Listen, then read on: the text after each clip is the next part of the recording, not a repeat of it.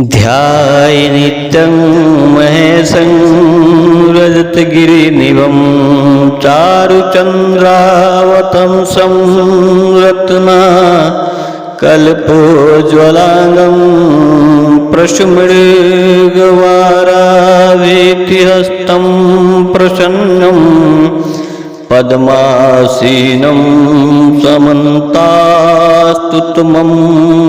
रगणैर्व्यार्घकीर्तं वशानं विश्वाद्यं विश्ववन्दं निखिलवैरं पंचवक्त्रं त्रिनेत्रं।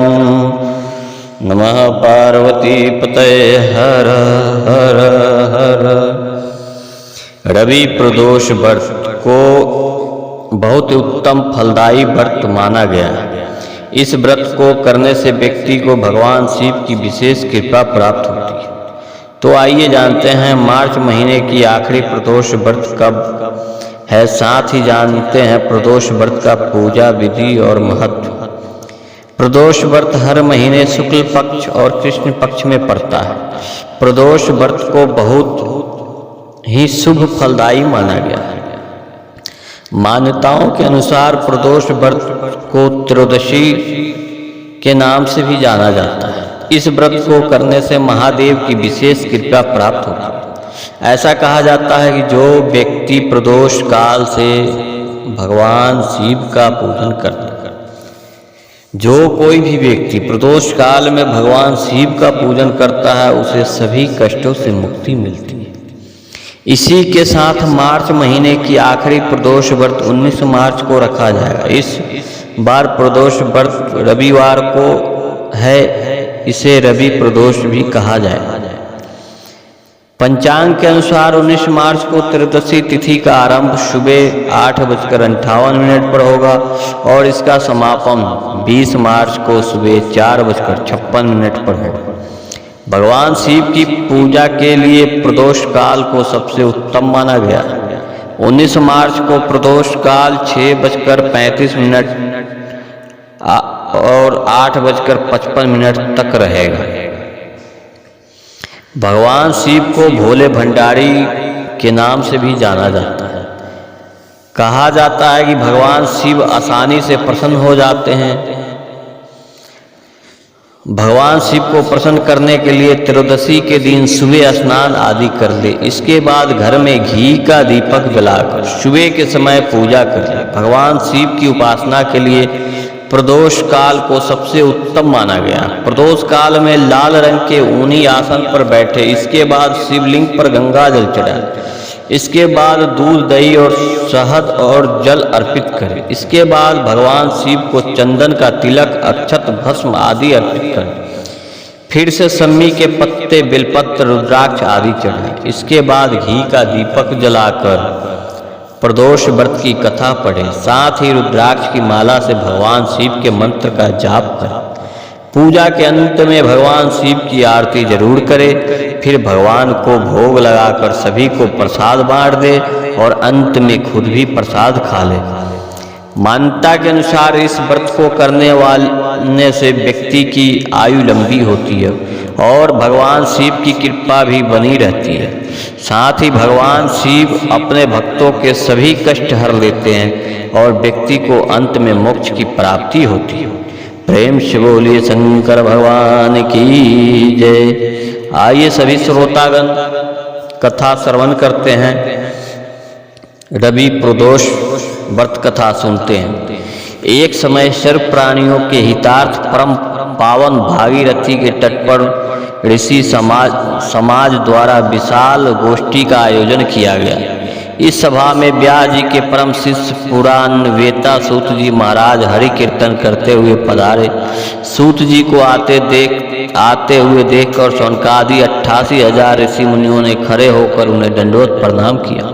महाराज सूत जी ने भक्ति भाव से ऋषियों को हृदय से लगाया तथा आशीर्वाद दिया। विद्वान ऋषिगण और सब शिष्य आसनों पर विराजमान हो गए और शौनकादि ऋषियों ने पूछा, हे पूज्यवर महामते, कृपया यह बताने का कष्ट करे कि मंगलप्रद कष्ट निवारक यह व्रत सबसे पहले किसने किया और उसे क्या फल प्राप्त होता? श्री सूत जी बोले, आप सभी शिव के परम भक्त हैं। आपकी भक्ति को देखकर मैं व्रती मनुष्य की कथा कहता हूँ। ध्यान से श्रवण करे और सुने। एक गांव में अति दीन ब्राह्मण निवास करता था। उसकी साध्वी स्त्री प्रदोष व्रत किया करती थी। उसे एक ही पुत्र रत्न था। एक समय की बात है, वह पुत्र गंगा स्नान करने के लिए गया। दुर्भाग्यवश मार्ग में चोरों ने उसे घेर लिया और वे कहने लगे कि हम तुम्हें मारेंगे नहीं, तुम अपने पिता के गुप्त धन के बारे में हमें बता दो। बालक दीन भाव से कहने लगा कि हे बंधुओं, हम अत्यंत दुखी दीन हैं, हमारे पास धन कहाँ है? तब चोरों ने कहा कि तेरे इस पोटली में क्या बंधा है? बालक ने निसंकोच कहा कि मेरी माँ ने मेरे लिए रोटियां दी है।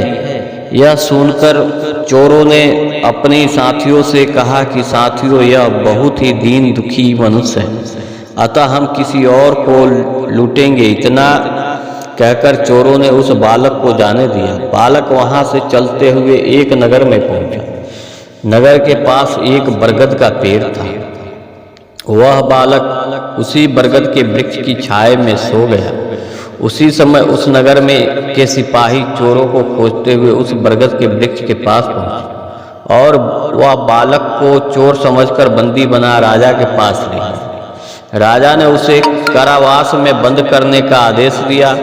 ब्राह्मण का लड़का जब घर नहीं लौटा तब उसे अपने पुत्र की बड़ी चिंता हुई। अगले दिन प्रदोष व्रत था। ब्राह्मणी ने प्रदोष व्रत किया और भगवान शंकर से मन ही मन अपने पुत्र की कुशलता की प्रार्थना करने लगे। भगवान शंकर ने उस ब्राह्मणी की प्रार्थना स्वीकार कर ली। उसी रात भगवान शंकर ने उस राजा को स्वप्न में आदेश दिया कि वह बालक चोर नहीं है, उसे प्रातः काल छोड़ दे, अन्यथा उसका सारा राज वैभव नष्ट हो जाए। प्रातः काल राजा ने शिव जी की आज्ञा अनुसार उस बालक को कारावास से मुक्त कर दिया। बालक ने अपनी सारी कहानी राजा को सुनाई। सारा वृतांत सुनकर राजा ने अपने सिपाहियों को आदेश देकर उस बालक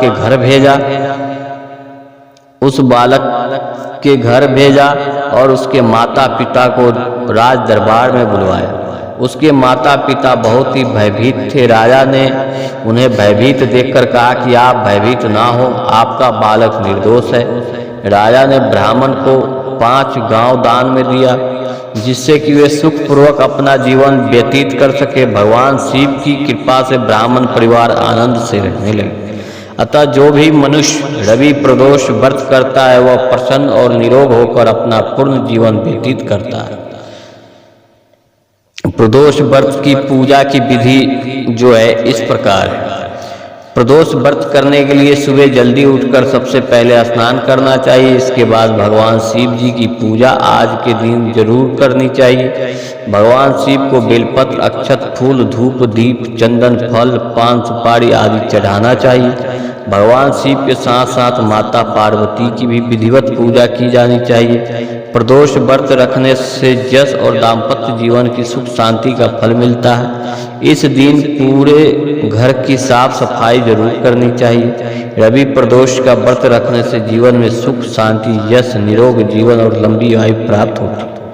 प्रेम से बोलिए शंकर भगवान की जय, माता पार्वती की जय।